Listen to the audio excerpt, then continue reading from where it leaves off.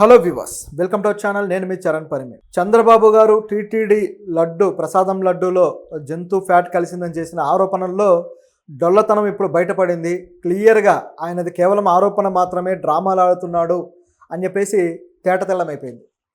ఏ విధంగా అయింది, ఎటువంటి ఎవిడెన్సెస్ ద్వారా అయింది అని చెప్పి చూస్తే అనేక విషయాలు బయటకు వస్తాయి. ఆల్రెడీ ఇది పెద్ద రాజకీయ రచ్చగా మారిపోయి ఇప్పుడు బీజేపీ కూడా ఎంట్రీ ఇచ్చింది. ఇక చెప్పాలంటే కొన్ని హిందూ సంఘాల వాళ్ళు వైఎస్ జగన్ ఇంటి ముందు నిలబడి పెద్ద ధర్నా చేస్తూ నిరసనలు తెలియజేస్తూ ఒక రచ్చ క్రియేట్ అయితే చేస్తున్నారు. అయితే దీనిలో వాస్తవాలేంటి, నిజాలేంటి అనేది ఎవరూ కూడా పెద్దగా మాట్లాడట్లేదు. పత్రికల్లో కూడా రకరకాల వార్తలు సెన్సేషన్ గురించే వెళ్తుంది. సో మనం చాలా వరకు కూడా దీంట్లో ఏం జరిగి ఉండొచ్చు అనే దాంట్లో అనేక విషయాలు మనం క్రోడీకరిస్తూ వస్తున్నాం.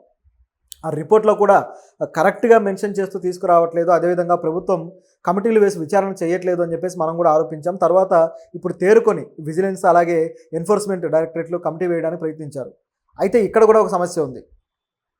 ఆల్రెడీ టీటీడీలో అంతర్గతంగా కమిటీలు వేయడానికి వాళ్ళకి హక్కు ఉన్నా సరే, వాళ్ళకంటూ స్వయం ప్రతిపత్తి ఉన్నా సరే, అక్కడి నుంచి ఎందుకు స్పెషల్ కమిటీలు వేయలేదు అనేది ఇప్పుడు మనం గమనించాల్సిన విషయం.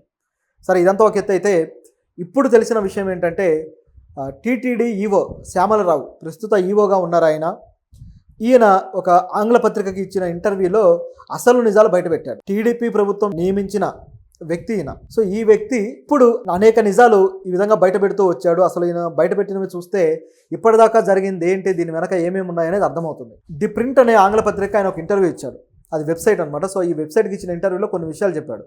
అందులో చెప్పింది ఏంటంటే వీళ్ళు ఆల్రెడీ ఇప్పుడు నెయ్యి ఎక్కడి నుంచి తీసుకుంటున్నారని గమనించి చూస్తే ఏఆర్ డైరీస్ అనే తమిళనాడుకు చెందిన ఒక కంపెనీ నుంచి తీసుకుంటున్నారు. అది అందరికీ క్లియర్గా తెలుసు.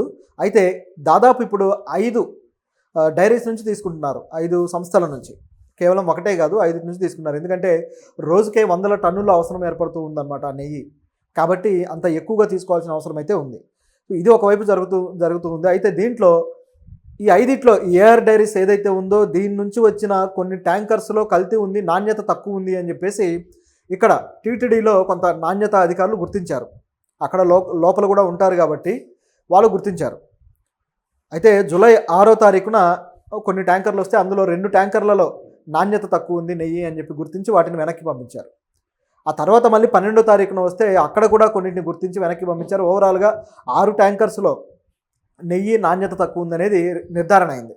అయితే మరి ఆ నాణ్యత తక్కువ అయిందంటే ఇందులో ఏం కలిపారు, ఏం కల్తీ జరిగింది అనేది నిర్ధారించుకోవడం కోసం దీన్ని గుజరాత్లోని ఆ డైరీస్కి సంబంధించి ఏదైతే ల్యాబ్ ఉంటుందో టెస్టింగ్ ల్యాబ్ దానికి పంపించడం జరిగింది. అక్కడ వాళ్ళు టెస్ట్ చేశారు. టెస్ట్ చేసిన తర్వాత ఇందులో జంతు ఫ్యాట్కి సంబంధించిన పార్టికల్స్ ఇటువంటివన్నీ కలపడం జరిగింది అనేది ఆ ల్యాబ్ వచ్చిన రిపోర్ట్లో ఉంది. ఇప్పుడు ఆ ల్యాబ్ రిపోర్ట్ని ఆధారం చేసుకొని చంద్రబాబు గారు ఇప్పుడు ఈ మాటలు మాట్లాడుతున్నారు. అయితే ఇక్కడ గమనించాల్సింది ఏంటంటే ఆ నాణ్యత తక్కువైన నెయ్యి ఏదైతే ఉందో ఆ ట్యాంకర్లన్నింటినీ ముందుగానే వెనక్కి పంపించడం జరిగింది. కేవలం మేము శాంపిల్స్ తీసుకొని వాటిని మేము టెస్ట్కి అయితే పంపించాము, అసలు ఆ నెయ్యిని వాడలేదు అని చెప్పేసి క్లియర్గా చెప్పారు. ఇది ఇక్కడ జరిగింది. అంటే ఏదైతే నాణ్యత తక్కువ ఉందో దాన్ని వాడలేదని వీళ్ళు క్లియర్గా చెప్పడం జరిగింది.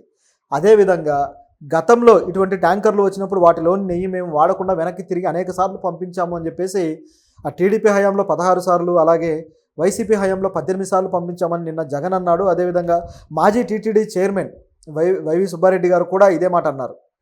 వనస్పతి కలుపుతున్నారు, సో దీన్ని గుర్తించి మేము వెనక్కి పంపించడం జరిగింది అని. సో ఈ విధంగా వీళ్ళు వెనక్కి పంపించడం అయితే ఆగలేదు, జరుగుతూనే ఉంది. సో ఇప్పుడు ఏవైతే పార్టికల్స్ దొరికాయో, ఏ శాంపిల్స్ మీద అయితే వీళ్ళు రిపోర్ట్లు సంపాదించారో ఆ శాంపిల్స్కు సంబంధించిన నెయ్యి మాత్రం వాడలేదు. మరి గతంలో వాడారా లేదా అనే దానికి ఎవిడెన్సెస్ ఏ విధంగా సంపాదిస్తారో చూడాలి. ఎందుకంటే గతంలో జరిగిన దానికి ఇప్పుడైతే ఆ శాంపిల్స్ కానీ ప్రూఫ్ కానీ లేదు. సో ఇది ఇక్కడ గమనించాల్సిన విషయం. ఒకవేళ ఒక 4 నెలల క్రితమో 5 నెలల క్రితమో ఎవరన్నా ఇటువంటి లడ్డూలు స్టాక్ ఉంటే వాటిని ఏమైనా టెస్ట్ చేయొచ్చు. మరి అటువంటి అవకాశం కూడా ఉండకపోవచ్చు. మరి ఏ పద్ధతిలో వెళ్తారు అనేది చూడాలి. మరి సో ఇది ఈయన క్లారిటీ చేసేసాడు, శ్యామలరావు క్లియర్గా క్లారిటీ చేసేసాడు. దీన్ని బట్టి టీడీపీ దీన్ని ఒక రాజకీయ రగడగా మార్చడానికి ప్రాధాన్యత ఇస్తుంది తప్ప మరొకటి కాదు అని చెప్పేసి మనకి ఇక్కడ క్లియర్గా అర్థమవుతుంది. దీనిలో బీజేపీకి సంబంధించి ఆల్రెడీ కొంతమంది ఎంట్రీ ఇచ్చేశారు. మాధవీలత గారు అయితే ఇది జగన్ క్రైస్తవుడు, ఆయన సీఎంగా ఉండి ఈ తిరుమలకు సంబంధించిన విషయాలు డీల్ చేశాడు కాబట్టి ఈ విధంగా జరిగింది అని చెప్పేసి ఒక పనికి మాలిన మతపరమైన ఆరోపణ చేశారు. ఇటువంటి మతపరమైన ఆరోపణలు అవసరం లేదు.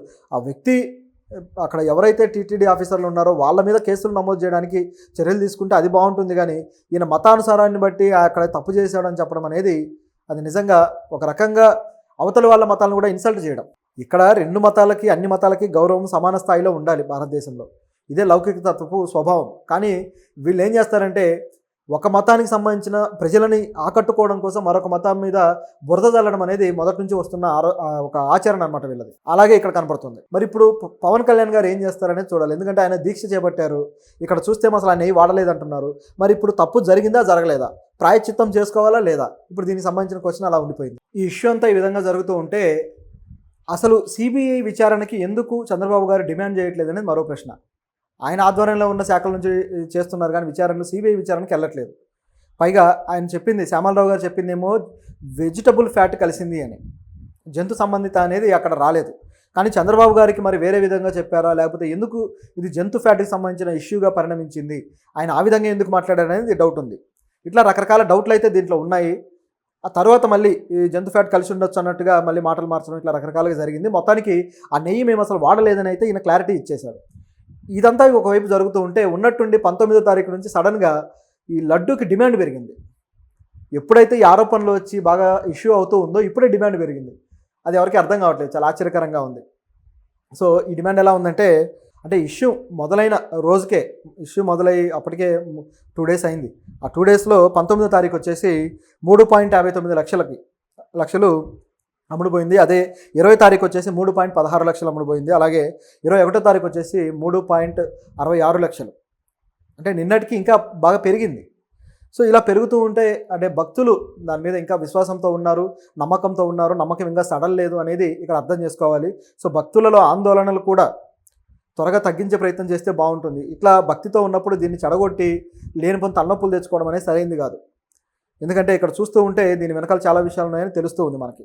అయితే ఇప్పుడు అనేక ఏవైతే ఇప్పుడు ఏఆర్ డైరీస్ ఉందో దాన్ని ఆపేశారు. అది కాకుండా అనేకం ఒక 5 రకాల కంపెనీలు అయితే ముందుకు వచ్చాయి స్వచ్ఛమైన నెయ్యి అందించడానికి. అది బహుశా ఒక 400 చిల్లర ఏదో అమౌంట్ తీసుకుంటూ వాళ్ళు కిలోకి ఇట్లా అందిస్తూ ఉన్నారనమాట. సో వాళ్ళు ఎవరెవరు అందిస్తున్నారనేది చూస్తే ప్రీమియర్ అగ్రి ఫుడ్స్, అలాగే కృపారామ్ డైరీ, అలాగే వైష్ణవిస్, అలాగే శ్రీ పరాగ్ మిల్క్, అలాగే AR dairy. So AR dairy తొలగించారన్నారు కానీ మళ్ళీ దాన్ని కంటిన్యూ చేస్తున్నారేమో, మరి దాని పరిస్థితి ఏంటనేది చూడాలి ఒకసారి. సో ఇవి వీళ్ళకి ఇప్పుడు మళ్ళీ సప్లై చేయడానికి వస్తున్న డైరీస్. దీంట్లో నందిని డైరీ నుంచి ఆల్రెడీ సప్లై చేస్తూ ఉన్నారు. వీళ్ళు మాత్రం ఒక లాకింగ్ సిస్టమ్ ఏర్పాటు చేశారట. ఇదంతా వివాదాలు అయిన తర్వాత ఒక జీపీఎస్ అలాగే ఆటోమేటిక్ లాకింగ్ సిస్టమ్ ఏర్పాటు చేసి ఇది మధ్యలో ఎవరూ తెలిసే వీలు లేకుండా ట్యాంకర్ ఏదైతే ఉందో దాని మూత తెరవడానికి సాధ్యపడకుండా ఒక లాక్ పెట్టారట. దీని ఓటీపీ అక్కడ ఎవరైతే ఆఫీసర్స్ ఉంటారో వాళ్ళకి ఇస్తారు. ఆ ఓటీపీ వాళ్ళు ఎంటర్ చేసినప్పుడు మాత్రమే ఇది లాక్ తెరుచుకుంటుంది. సో ఈ సిస్టమ్ ప్రకారం ఇప్పుడు నందిని అయితే నడిపిస్తూ ఉంది. సో మిగతా వాళ్ళు కూడా ఇదే సిస్టంలో ఫాలో అయితే చాలా వరకు కల్తీని అయితే అరికట్టవచ్చు. అసలు కల్తీ జరగాలంటే కంపెనీలోనే జరుగుతుంది, బయట ఎక్కడ జరగదు. కాబట్టి ఏదైనా జరిగితే కంపెనీలోనే జరగాలి.